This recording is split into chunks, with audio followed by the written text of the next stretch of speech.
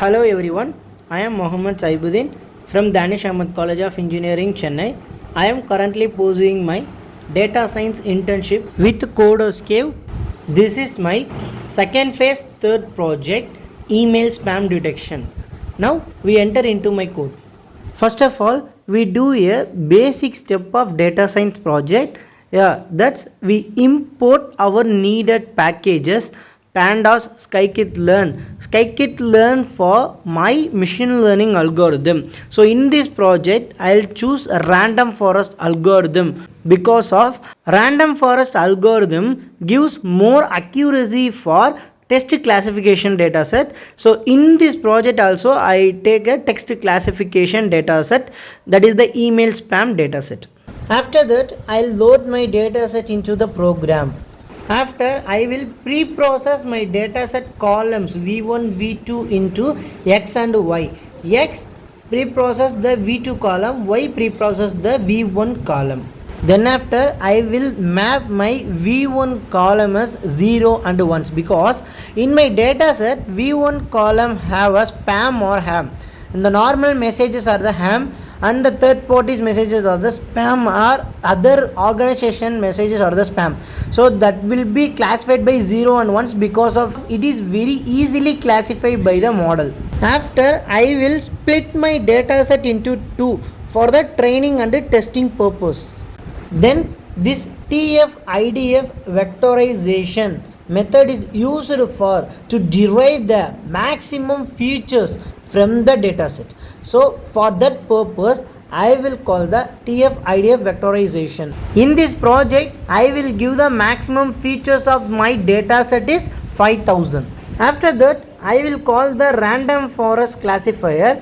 This classifier play an important vital role in the random forest algorithm because it gives the most efficiency and it gives the most accuracy for the random forest algorithm. Then I will make the predictions based on the y values because of I will take the pre-processing step of y value is v1 column, that is the ham or spam, that is the 0 or 1. So based on the y value I will make the prediction for my model. Then I will call the 5 different metrics for my model, that is accuracy, precision, recall, F1 score, finally ROC AUC score. I will explain these 5 metrics at a later. Then finally I'll conclude my code with the confusion matrix. That is the reason why I am importing the matplotlib and zbond for the visualization of confusion matrix. Now we discuss our model result. Accuracy 0.979, that means our model correctly classifies about 97.9% of the emails in our test set. It is the high accuracy score is a good sign for our model. Then after precision it will indicates 1.0, that means all the emails predicted as the spam. That means in our data set every spam email were predicted. So this is also the good sign for our model. Then recall also known as true positive rate, that means measures the ratio of true positive predictions to the total number of actual positive cases. In our project recall score is approximately 0.847, means that our model correctly identifies about 84.7% of the actual spam email. This is the good score. It also indicates that our model misses some spam mails, that means false negative, that is nearly 0.13%. Rest of this. Fourth metric is F1 score. F1 score is the harmonic mean of precision and recall. It provides a balance between precision and recall. Okay, in our project F1 score of approximately occurs 0.917. That is the good indication that our model achieves a good balance between minimizing the false positive and the false negative. That means that balance between the precision and recall.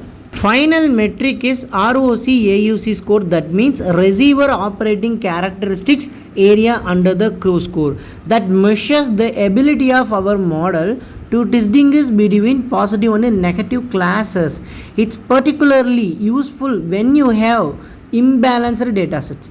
If we have imbalanced dataset, it will indicate the imbalance. So now our project ROC AUC score is approximately 0.923. That is mean that our model perform well in discussing between spam and ham emails. So these are the 5 metrics, these are the 5 results we will taken from our project, and this is confusion matrix, which is very useful to describe the performance of a classification model.